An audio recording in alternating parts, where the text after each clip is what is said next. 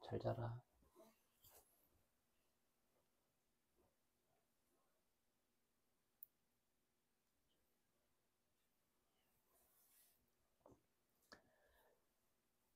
초등필독 인성인문학 창의 피카소 끊임없이 솟아나는 창작의 샘.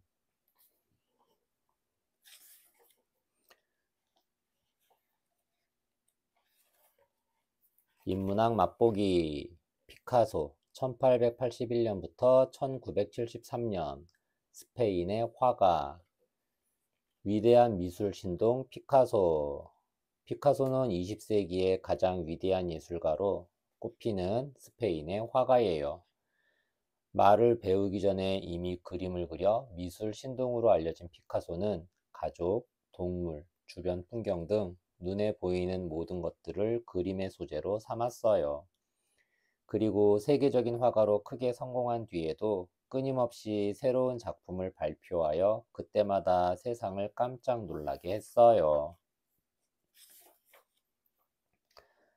인문학 인물탐구 1. 미술 신동의 창의적 모험. 피카소는 1881년 스페인 남쪽의 작은 마을에서 태어났어요. 아버지는 화가이면서 미술 선생님이었어요. 화가, 그림화, 집가, 그림 그리는 것이 직업인 사람. 아버지 이름은 호세 루이스 블라스코이고 어머니는 마리아 피카소 로페스예요. 스페인은 부모님 성을 모두 물려받는 전통이 있어요. 그래서 피카소를 스페인식으로 부르면 파블로 루이스 피카소라고 하는데 이름만 부를 경우에는 파블로라고 해요. 피카소의 아버지는 쉬는 날이면 늘 집에서 그림을 그렸어요.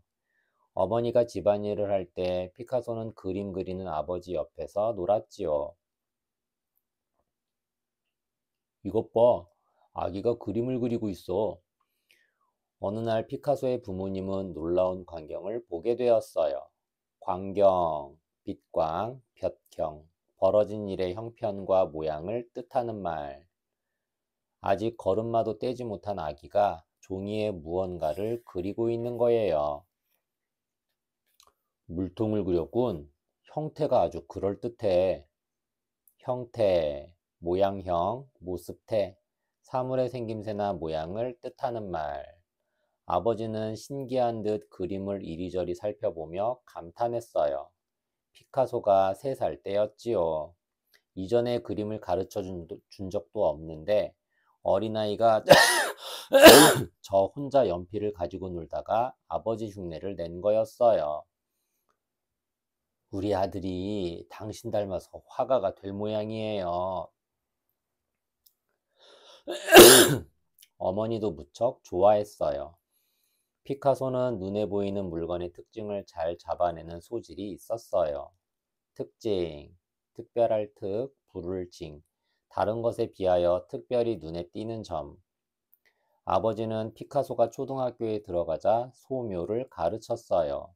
한 가지 색깔로 사물을 자세히 그린 그림을 소묘라고 하지요. 얼마 후 두 여동생이 태어났고 가족들은 스페인 북쪽의 코르나라는 곳으로 이사를 했어요. 고향을 떠나기 전까지만 해도 피카소의 가족은 무척 행복하게 살았어요. 고향, 연고고, 시골향, 자기가 태어나서 자란 곳, 행복, 다행행, 복복, 복되고 좋은 운수를 뜻하는 말. 그러나 코로나로 오면서 모든 것이 달라졌어요. 가장 슬픈 일은 둘째 동생 콘치타가 병으로 앓아 누운 거예요. 콘치타는 정말 예쁘고 사랑스러운 여동생이었어요. 가족 모두 콘치타를 무척이나 아꼈지요. 하느님, 제 동생 콘치타가 안 아프게 해주세요. 피카소는 동생이 하루빨리 낫기를 간절히 기도했어요. 하지만 콘치타는 끝내 하늘나라로 가고 말았어요. 가족들은 모두 슬픔에 잠겼어요. 집안에는 웃음이 사라지고 피카소는 점점 우울한 성격으로 변했어요. 콘치타 생각만 하면 저절로 눈물이 흘러나왔어요. 내가 잘 돌봐주지 못했기 때문이야. 피카소는 모든 게 자기 탓인 것만 같았어요. 가족들이 코루나로 이사하게 된 건 아버지가 이곳 미술학교 선생님으로 오게 되었기 때문이에요. 피카소도 피카소도 아버지의 수업을 듣는 학생 가운데 한 명이었지요. 수업, 줄수, 업. 교사가 학생에게 지식이나 기능을 가르쳐 줌. 콘치타가 죽은 뒤 피카소는 자신의 일기에 그림을 그려넣기 시작했어요. 일기, 날일, 기록할 기. 날마다 겪은 일이나 생각, 느낌을 적는 개인의 기록. 가엾은 콘치타가 하늘나라에서 행복하게 사는 모습, 어릴 적 고향에서 즐겁게 뛰놀던 장면, 콘치타가 좋아하던 밤하늘. 피카소의 일기장은 온통 콘치타를 그리워하는 마음으로 가득했어요. 그러던 어느 날이었어요. 우연히 일기장을 보게 된 아버지가 피카소에게 물었어요. 이게 다 네가 그린 그림이냐? 네, 그런데 왜요, 아버지? 아버지는 감탄한 얼굴로 이렇게 말했어요. 아들인 아들인 네가 화가인 나보다 미술에 더 재능이 있구나.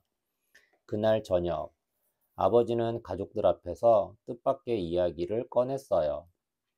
나는 이제부터 화가로서 그림 그리기를 포기하고 우리 아들 뒷바라지만 하면서 살 계획이다. 예? 어머니와 여동생은 물론 피카소도 눈이 휘둥그레졌어요. 아버지는 가족들이 당황하는 것도 아랑곳 없이 방에서 커다란 화구 상자를 들고 나오더니 그것을 피카소에게 건넸어요. 화구, 그림화, 가출구, 그림을 그리는 데 쓰는 여러 가지 도구. 이건 미래의 훌륭한 화가 파블로 루이스 피카소에게 주는 선물이다. 미래, 안일미, 올래, 앞으로 다가올 날, 앞날. 아버지, 그걸 제가 어떻게... 피카소는 너무 갑작스러운 일이라 어찌할 바를 몰랐어요. 아버지는 처음으로 그림을 가르쳐준 선생님이었어요. 그런 아버지가 아들을 위해 그림을 포기한다는 거예요. 더구나 피카소는 이제 겨우 13살이었어요. 아버지는 진지하게 말을 이었어요. 될성 부른 나무는 떡잎부터 알아본다고 했다. 넌 충분히 그럴 만한 재능이 있어. 아버지가 힘닿는 대로 뒷바라지를 해줄 테니 아무 걱정 말고 그림만 열심히 그리면 돼. 재능, 재주재, 능할 능. 어떤 일을 하는데 필요한 재주와 능력. 그해 가을, 피카소네 가족은 바르셀로나로 이사를 갔어요. 아버지가 더 큰 도시에서 피카소를 공부시키려고 했기 때문이에요. 바르셀로나는 아름다운 바닷가가 있는 문화와 예술의 도시였어요. 피카소는 아버지가 교사로 있는 미술학교에 입학했어요. 미술학교에 입학하자마자 피카소는 뛰어난 실력을 인정받았어요. 첫 시험에서 두 과정을 건너뛰어 고급반으로 올라간 거예요. 아버지는 그 기념으로 바르셀로나에 작은 작업실을 차려주었어요. 작업실, 지을작, 집실. 어떤 일을 하는 방 또는 그 일에 필요한 공간.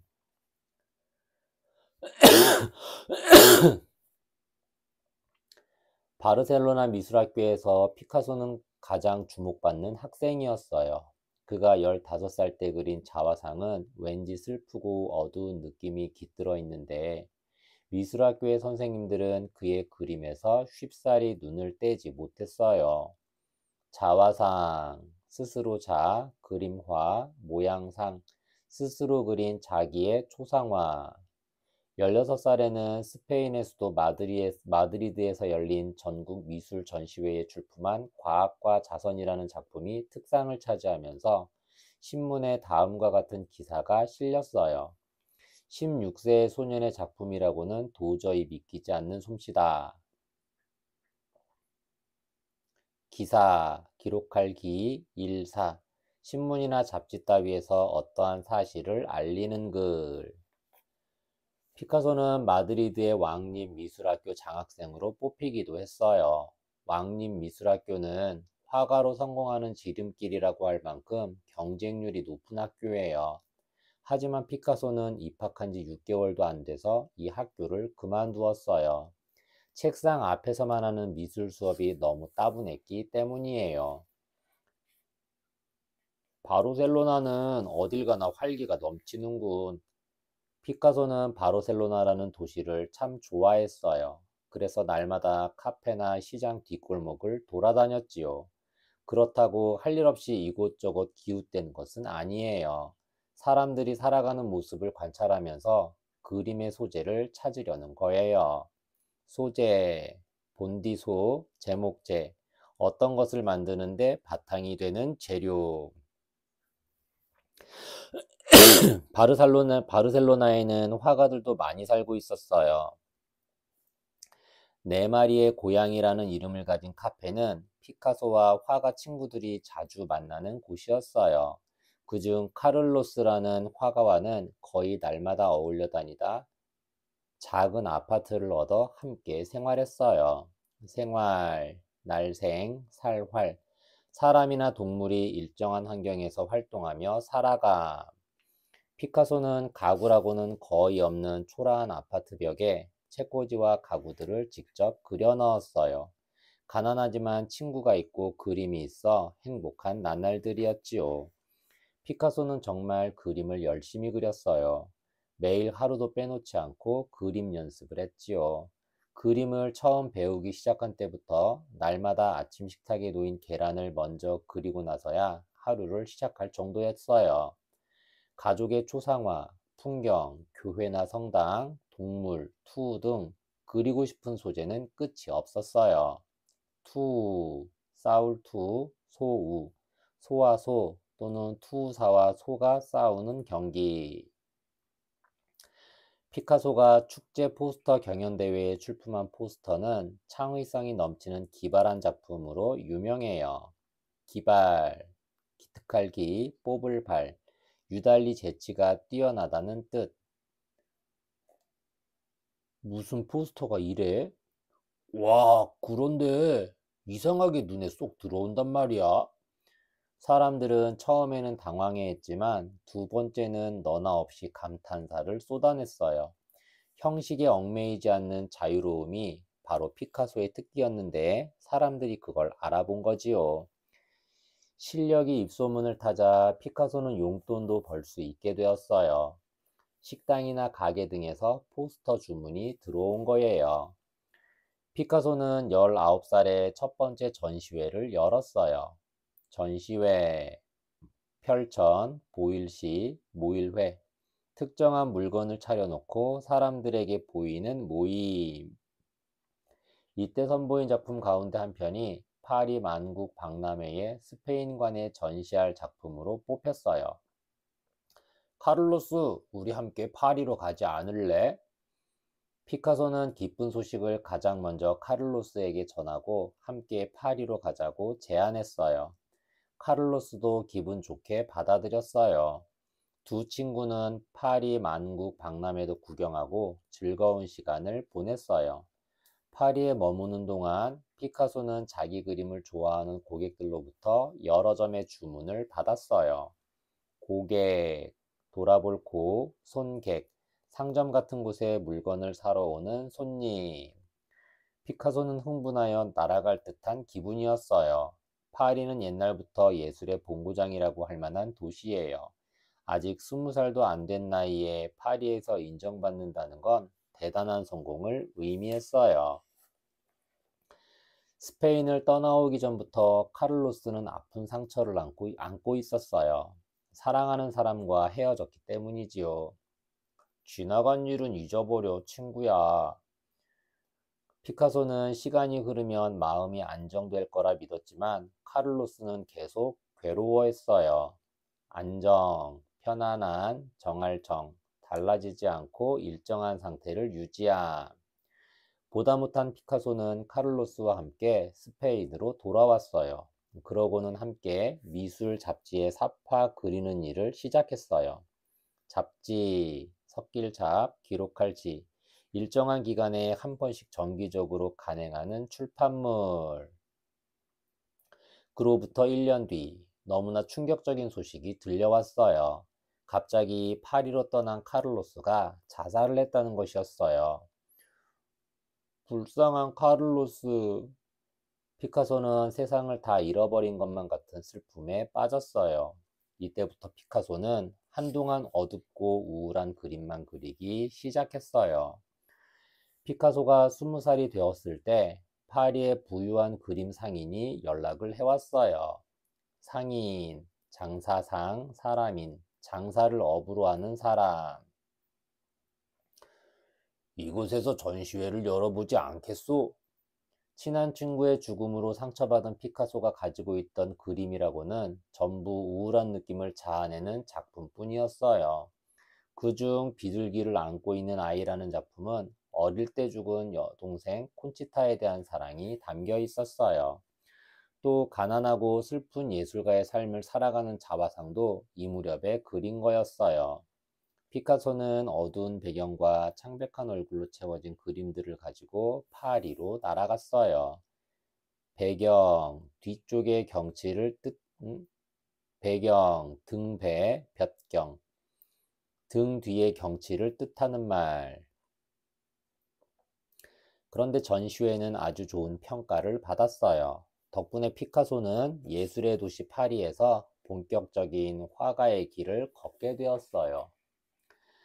파리에 머무는 시간이 길어지면서 피카소의 그림에는 또 다른 변화가 찾아왔어요. 처음에 피카소는 파리에서 유행하는 화가들의 그림을 모방했어요. 모방, 본뜰모, 본뜰방, 다른 것을 본뜨거나 본받음. 그렇게 하면 특별히 눈에 띄지 않더라도 평균 점수는 받을 수 있었지요. 그런데 왜 꼭 남이 하는 대로만 따라가야 하지? 20살이 넘은 뒤부터 피카소는 이런 의문을 가졌어요. 다들 똑같은 방식으로 그려야 한다면 그 많은 화가들은 왜 필요한 거야? 피카소는 미술의 공식처럼 여겨졌던 기법들을 모두 거부하고 그림 안에 자기만의 독특한 감정을 불어넣기 시작했어요. 기법, 재주기, 법법, 재주와 기교를 아우르는 말. 남들이 두껍게 그리면 가늘게 그려보고 색상도 자유자재로 섞는 등 창의적인 실험을 시작한 거예요. 흔히 예술가를 배고픈 직업이라고 해요. 크게 성공하기 전에는 생활이 어려운 경우가 많기 때문이지요. 파리의 화가로서 조금 이름이 알려지기는 했지만 피카소도 가난하기는 마찬가지였어요. 그래서 집세를 아끼려고 프랑스의 시인 막스 자코브와 파리의 허름한 아파트에서 함께 살아야 했어요. 시인, 시시, 사람인, 시를 전문적으로 짓는 사람. 침대 2개를 들여놓을 수도 없을 만큼 비좁은 아파트에서 피카소는 낮에, 자코브는 밤에 번갈아 잠을 잤어요. 피카소는 물감 살 돈이 떨어지면 연필로 스케치를 했어요. 또 침대를 쓸 수 없는 밤 시간이면 거리를 돌아다니면서 술주정꾼, 떠돌이, 눈먼 거지 등의 모습을 스케치했지요. 여자 감옥에 있는 죄수들은 아이를 그 안에서 키운다는군. 하루는 귀가 번쩍 뜨이는 소문을 듣고 파리의 여자 감옥으로 달려갔어요. 소문, 바소, 들을문, 사람들 입에 오르내리며 전하는 말. 다른 화가들이 미처 생각지 못한 특별한 모델을 찾아낸 거예요. 감옥에서 어린아이와 함께 지내는 여자 죄수들을 그린 그림은 보는 사람들에게 몹시 낯설고 강렬한 인상을 심어주었어요. 이때부터 피카소는 1년 동안 바르셀로나로 돌아가 청색의 색조를 주로 사용한 작품 50점을 완성했어요. 색조, 빛색, 고를조, 빛깔의 조화를 뜻하는 말. 압생트를 마시는 사람, 인생, 등의 유명한 작품은 모두 청색 색조로 그려진 그림이에요. 그래서 이 시기를 피카소의 청색시기라고 한답니다. 특히 인생이라는 작품은 죽은 친구 카를로스를 애달파하는 심정을 표현한 그림이에요. 가난하고 외로운 뒷골목 사람들의 삶을 통해 세상의 어려운 모습들을 담은 피카소의 그림은 누구도 흉내낼 수 없는 창의적인 기법으로 이루어졌어요. 볼수록 화풍이 독특해. 자넨 분명 성공할 거야. 화풍, 그림화, 바람풍, 그림을 그리는 방식이나 양식. 파리로 돌아오자 동료 화가들이 모여들기 시작했어요. 그들 사이에서도 피카소는 가장 장래가 밝은 화가였어요. 피카소는 마침내 파리 몽마르트 언덕의 작은 화실을 얻었어요. 몽마르트 언덕은 집세가 다른 곳보다 싸기 때문에 가난한 예술가들이 많이 살았어요. 그의 화실은 떠다니는 세탁선이라고 불렸어요. 예전에 빨래를 하기 위해 센 강변에 떠다니는 배가 있었는데 이 집을 보면 딱 그 배 모양이 생각난다니까. 자코브는 가끔씩 이런 농담을 던지고는 했어요. 농담, 희롱할 롱, 말씀담, 실없이 놀리거나 장난으로 하는 말. 빨래를 하는 배처럼 생겼든 아니든 피카소는 너무 행복했어요. 이제는 마음껏 그림을 그릴 수 있는 공간이 생겼으니까요. 그곳에는 친구들도 자주 찾아왔어요. 친구들은 모두 빈털터리였지만 그림에 대한 열정만은 뜨거운 화가들이었어요. 열정, 더울 뜻정. 어떤 일에 열렬한 애정을 가지고 열중하는 마음. 피카소는 이곳에서 생활하며 또 다른 변화를 시도했어요. 어두운 느낌의 청색 색조를 차츰 벗겨내고 생기발랄한 느낌의 붉은 색조를 더 많이 사용하기 시작한 거예요. 이 시기를 피카소의 장밋빛 시기라고 해요.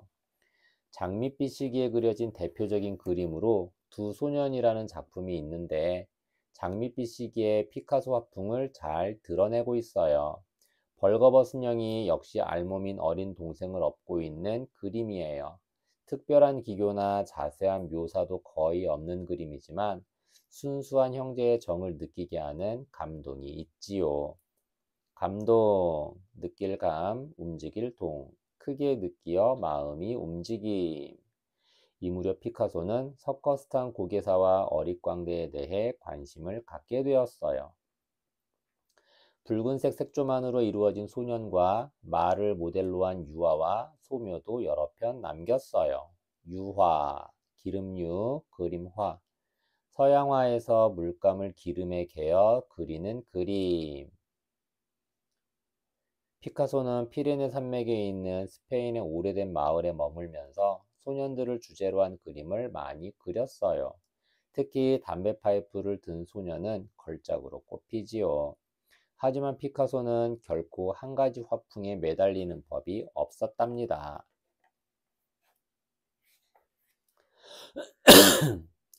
인문학 인물탐구 2. 자신을 경쟁 상대로 삼은 승리자. 스페인을 여행하던 중에 피카소는 놀라운 경험을 했어요. 그리스의 옛 조각 작품을 보고 어떤 강렬한 힘을 느낀 거예요. 잘 살펴보면 영감을 떠올릴 만한 게 있을 거야. 영감, 실력력, 느낄감, 창조적인 일의 계기가 되는 기발한 착상이나 자극. 파리로 돌아온 피카소는 여러 박물관을 돌아다니며 고대 조각품에 대한 연구를 시작했어요. 박물관에는 인류의 문명과 역사를 한눈에 보여주는 온갖 예술품들이 전시되어 있었어요. 문명, 글월문, 발글명, 인류가 이룩한 물질적, 기술적 발전을 뜻하는 말. 그 중에서도 가장 눈길을 끄는 것은 고대 인디언과 아프리카 흑인들의 조각품이었어요. 피카소는 그 앞에서 우뚝 걸음을 멈추었어요. 눈, 코, 입은 물론 인체를 특이하고도 기이한 형태로 일그러뜨린 조각품은 피카소를 완전히 사로잡았어요. 이럴 수가. 피카소는 탄성을 질렀어요. 그날 피카소는 마치 이 세상의 비밀이 열리는 듯한 충격을 느꼈어요. 비밀, 숨길 비, 빽빽할 밀. 남에게 드러내거나 알리지 말아야 할 일.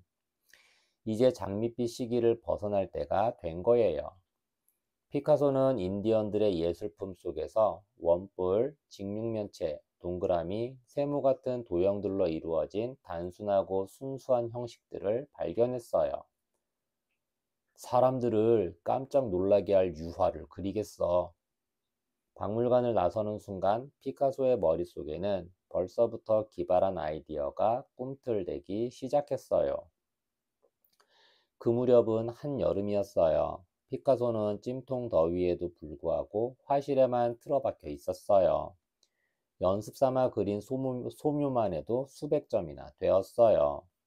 연습, 익힐 연, 익힐 습, 익숙하도록 되풀이하여 익힘. 손님이 찾아와도 절대 문을 열어주지 않고 오로지 작업에만 열중했어요. 무더운 여름이 지나고 가을이 성큼 다가선 어느 날, 마침내 피카소는 친구들을 화실로 불러들였어요. 드디어 작업이 다 끝난 건가? 몇 달 만에 친구들이 하나씩 모습을 나타냈어요.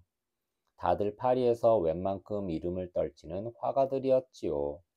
친구들은 잔뜩 기대에 부풀어 피카소의 그림 앞에 섰어요.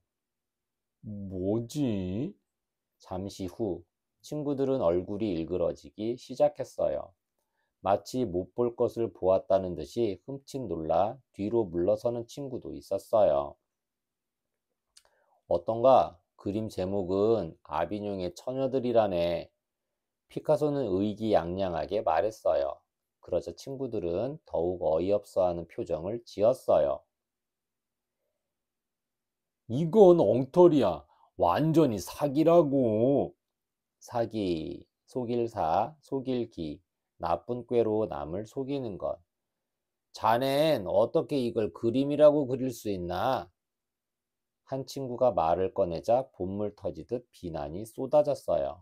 비난, 아닐 비, 어려울 난. 남의 잘못이나 결점을 잡아 나쁘게 말하는 것. 다들 불쾌하기 짝이 없다는 듯 눈살을 찌푸리고 있었지요. 피카소는 대체 어떤 그림을 그린 걸까요? 그림 안에는 벌거벗은 여인들이 기괴한 모습으로 그려져 있었어요. 기괴, 기특할 기, 괴이할 괴. 겉모습이나 분위기가 괴상하고 기이함. 몸은 뒤로 돌아서 있는데 얼굴은 앞쪽을 향하는가 하면 정면을 바라보고 있는 여인의 얼굴에 붙은 코는 옆을 향하고 있었어요. 정면, 발을 정, 얼굴면, 어떤 사면의 앞쪽으로 향한 면. 남자인지 여자인지 알 수 없는 괴물 같은 형상과 얼굴에 탈바가지를 쓴 것 같은 모습도 있었어요. 제목을 아비뇽의 처녀들이라고 하기보다는 차라리 아비뇽의 괴물들이라고 해야 어울릴 것 같은 그림이었어요. 이건 말도 안 되는 그림이야. 기가 막혀서 웃음밖에 안 나오는군. 친구들은 계속해서 피카소를 비웃었어요. 누구도 이 작품을 이해하려고 하지 않았지요. 심지어 욕을 퍼붓는 친구도 있었어요. 파리의 평론가들도 친구들과 같은 반응을 나타냈어요. 예전에는 그 누구도 이렇게 창의적인 그림을 그린 적이 없었어요. 아비뇽의 처녀들에 대해 가장 많이 쏟아지는 비난은 그림이 아니다라는 것이었어요. 사람들이 이토록 흥분하는 이유는 전통적인 미술의 표현법을 따르지 않았기 때문이에요. 하지만 피카소는 그들과 생각이 달랐어요. 난 그림이 반드시 아름다워야 한다고 생각하지 않아요. 세상 모든 것을 있는 그대로, 보이는 그대로 옮겨 놓으려면 사진을 찍으면 될 일이지 굳이 그림을 그릴 필요가 없지 않습니까? 필요, 반드시 필, 요기날 요, 반드시 요구되는 바가 있음. 새로운 사상과 기법을 그림에 담으려는 피카소의 생각은 전통이라는 틀에 갇힌 사람들에 의해 완전히 무시당했어요. 사상, 생각사, 생각상, 사물에 대해 가지고 있는 구체적인 사고나 생각. 그로부터 17년 후 한 미술 애호가에게 팔릴 때까지 아비뇽의 처녀들은 피카소의 작업실 한쪽 구석에 처박혀 있어야만 했어요. 하지만 아비뇽의 처녀들은 현재 20세기 최고의 걸작으로 평가되고 있어요. 아비뇽의 처녀들은 완전히 새로운 미술의 세계를 열었어요. 이로 인해 그림을 평가하는 기준도 크게 달라졌어요. 기준, 터기, 준할준, 기본이 되는 표준을 뜻하는 말. 유럽의 화단을 중심으로 창의적이고 실험적인 미술의 표현 방식이 받아들여지기 시작한 거예요. 또한 피카소는 이 한 점의 그림을 통해 앞으로 자신이 추구해야 할 미술의 방향을 찾게 되었어요. 미술, 아름다움이 제주술, 공간 및 시각의 아름다움을 표현하는 예술. 그건 바로 입체주의라는 전혀 색다른 작업이었어요. 입체주의란 여러 측면에서 바라보는 대상의 각기 다른 모습을 한 폭의 그림에 모두 그려넣는 방법이에요. 그 당시 피카소는 조르주 브라크라는 프랑스 화가가 자신과 같은 생각을 한다는 사실을 알고 너무 기뻤어요. 그래서 두 사람은 함께 작업을 하며 전시회도 가졌어요. 아니, 이건 또 뭐야? 두 사람의 작품이 발표되자 미술계는 또다시 엄청난 충격에 휩싸였어요. 피카소가 파리의 유명한 그림 상인을 모델로 한 앙브루아즈 볼라르의 초상화는 입체주의를 대표하는 작품으로 손꼽히고 있어요. 녹색과 갈색의 두 가지 색과 무수히 많은 선을 통해서 기존의 형태를 파괴한 이 작품은 초상화라기보다는 움직이는 조각품에 가까운 느낌을 갖게 해요. 처음에는 낯설어하던 사람들도 점점 입체주의의 신비한 매력에 빠져들었어요. 이것은 미술의 혁명이다. 기존, 있을 이미 존재하는 사물이나 현상, 혁명, 가축혁, 목숨명, 이전의 제도나 방식을 깨고 새로운 것을 세움. 이로써 사람들의 비난은 찬사로 바뀌었어요. 피카소는 화가로서 몽마르트르 언덕에 허름한 화실을 벗어나 파리의 고급 주택으로 이사할 만큼 많은 돈을 벌어들였어요. 이후로도 피카소의 도전은 계속되었으나 제1차 세계대전이 일어나면서 입체주의도 막을 내렸어요. 피카소는 전쟁 기간 내내 파리에서 우울하게 지냈어요. 친구들이 대부분 전쟁터로 나간 파리는 텅 빈 것만 같았어요. 그러던 중 시인이며 유명한 극작가인 장 콕토가 뜻밖의 말을 꺼냈어요. 극작가, 심할극, 지을작, 집가. 연극의 극본을 쓰는 것을 업으로 삼는 사람.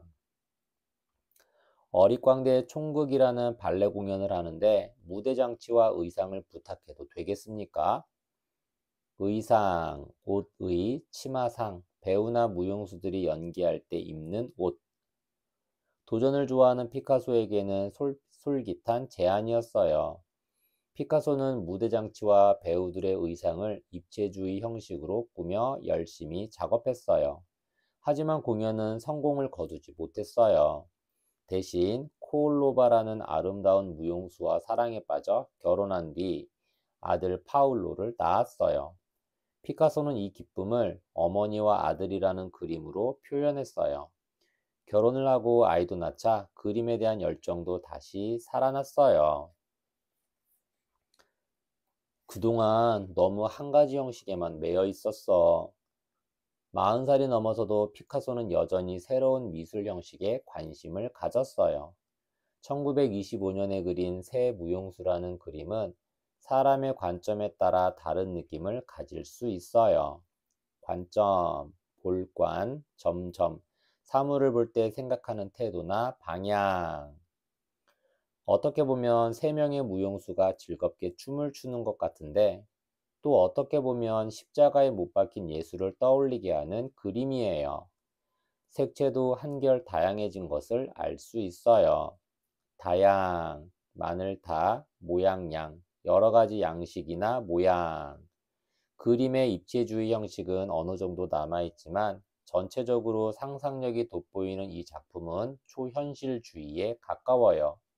꿈속의 일이나 자신이 알아차리지 못하는 잠재의식의 세계를 작품으로 표현하는 것을 초현실주의라고 해요. 이제 피카소는 노르망디 해변의 귀족의 성처럼 웅장한 대저택을 가진 엄청난 부자가 되었어요. 보통 사람들은 꿈도 못 꿀 만큼 큰 성공을 이루었지만 미술에 대한 열정은 나이가 들수록 뜨거워졌어요. 그림은 물론 조각이며 공예, 금속 공예까지 피카소가 손대지 않은 작품은 없었어요. 피카소가 손대지 않은 작업은 없었어요. 좀 더 색다른 사파를 제작해 봐야지. 삽화, 꼬질삽, 그림화. 책이나 잡지를 만들 때 안에 그려 넣는 그림. 이런 식으로 미술의 영역을 점차 넓혀가기 시작했어요. 사파에 대한 관심은 왕성한 창작욕을 불러왔어요. 피카소는 그냥 평범한 사파가 아니라 동파나 기법을 이용한 완전히 새로운 차원의 사파를 그렸어요.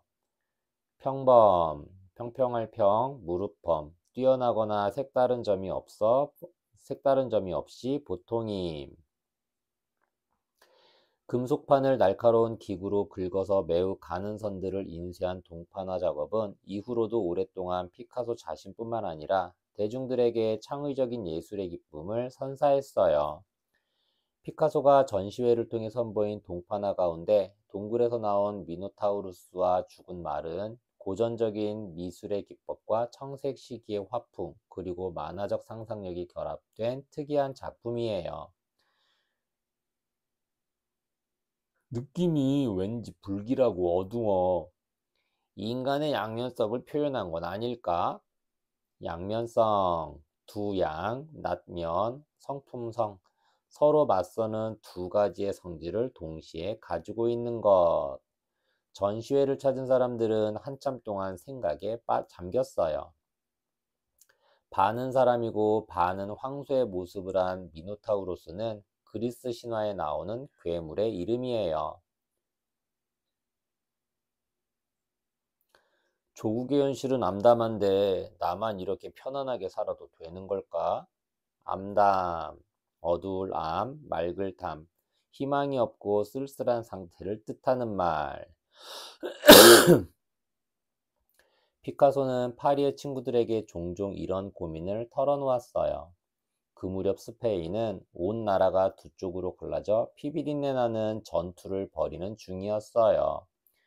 피카소는 고국의 불행에 대한 자신의 복잡한 심정을 미노타우로스라는 괴물을 통해 표현한 거예요. 스페인 내전은 파시스트들이 공화당 정부를 무너뜨리고 일으킨 반란이었어요. 내전, 안내, 싸움 전, 한 나라 안에서 일어나는 전쟁. 폭력으로 정권을 빼앗고 독재 정치를 펼치려는 사람들을 파시스트라고 해요.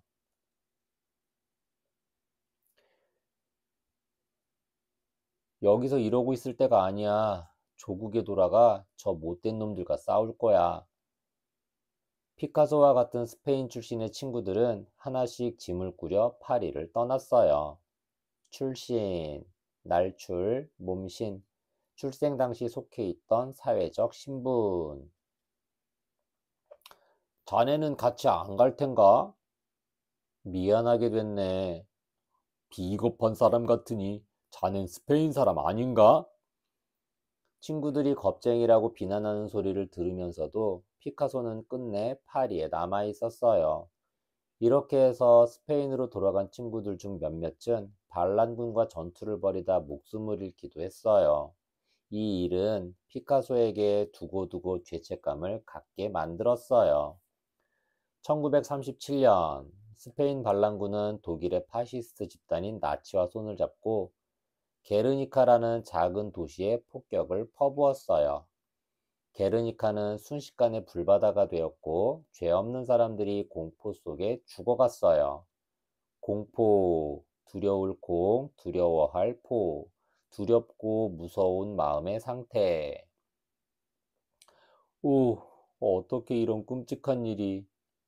피카소는 조국의 참상을 전해 듣고 몸소리를 쳤어요.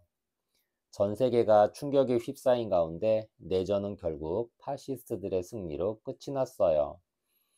피카소는 억울하게 희생된 게르니카 시민들을 애도하며 그림을 팔아 기금을 전달했어요. 기금, 터기, 쇠금, 어떤 목적이나 사업 등에 필요한 기본적인 자금. 하지만 늘 조국에 대한 죄책감에 시달려야 했어요. 그러던 어느 날 스페인 공화당 사람들이 한 가지 부탁을 해왔어요. 파리 만국박람회의 스페인관에 전시할 벽화를 선생님께 부탁드려도 되겠습니까? 피카소는 이제야말로 조국의 진 빚을 조금이라도 갚을 기회가 왔다고 생각했어요. 게르니카의 비극을 벽화로 만들어 파시스트와 나치가 스페인에게 얼마나 끔찍한 짓을 저질렀는지 온 세상 사람들에게 고발하겠소. 고발, 고할고, 필발, 잘 알려지지 않은 잘못이나 비리 등을 드러내 알림. 좋습니다, 선생님. 그런데 앞으로 남은 시간이 많지 않은데 가능하시겠습니까? 박람회 전까지는 작업을 마칠 수 있을 거요. 피카소는 공화동 사람들을 안심시켜 돌려보낸 뒤 곧바로 파리 시내로 달려갔어요. 머릿속에 구상하고 있는 벽화를 그리기에는 자신의 화실이 너무 좁았기 때문이에요. 넓은 작업실을 구한 피카소는 밤낮 없이 그림에 매달렸어요. 그로부터 3주일 후 마침내 폭이 6m가 넘는 대작 게르니카가 탄생했어요. 대작, 클 대, 지을 작, 뛰어난 작품 또는 규모나 내용이 큰 작품. 게르니카는 흑백으로만 이루어진 화면에 폭격당한 도시의 참상을 묘사한 그림이에요. 흑백, 검을흑, 흰백, 검은색과 흰색을 아울러 이르는 말. 참상, 참혹할 참, 형상상, 비참하고 끔찍한 상태나 상황. 붉은색을 안 썼는데도 피가 뚝뚝 떨어지는 것 같다. 사람이나 동물이나 공포에 질린 표정 좀 봐. 파리 만국박람회에 온 사람들은 충격과 한숨, 그리고 감동으로 몸을 떨었어요. 어린아이와 노인, 여자, 남자뿐만 아니라 소와 말 등 동물들의 공포에 찬 표정까지 화폭 가득 담은 게르니카는 마치 폭격당한 도시를 바로 눈앞에서 보고 있는 것처럼 전쟁의 참상을 생생하게 고발한 작품이에요. 피카소는 이 벽화 한 장으로 엄청난 명성을 얻었어요. 대부분의 화가들은 전쟁을 소재로 한 그림을 그리면서 예술적인 표현에 신경을 많이 써요. 하지만 피카소는 누구나 알 수 있는 사실적 묘사로 전쟁의 공포를 나타내 20세기 미술사의 길이 남을 명작을 탄생시켰어요. 게르니카는 피카소를 세계적인 유명인사로 만들었지만 제2차 세계대전으로 파리가 나치의 수중에 들어가면서 뜻밖의 시련이 닥쳤어요. 수중, 손수, 가운데 중, 손에 안, 자신이 소유할 수 있거나 권력을 행사할 수 있는 범위. 어느 날, 한 나치 장교가 피카소의 화실로 찾아왔어요. 이 그림을 그린 사람이 당신이요? 게르니카를 알아본 장교의 물음에 피카소는 천천히 고개를 내저으며 이렇게 말했어요. 아니, 당신들이요. 화가는 피카소 자신이지만 게르니카를 그린 원인은 그들에게 있다는 말이에요.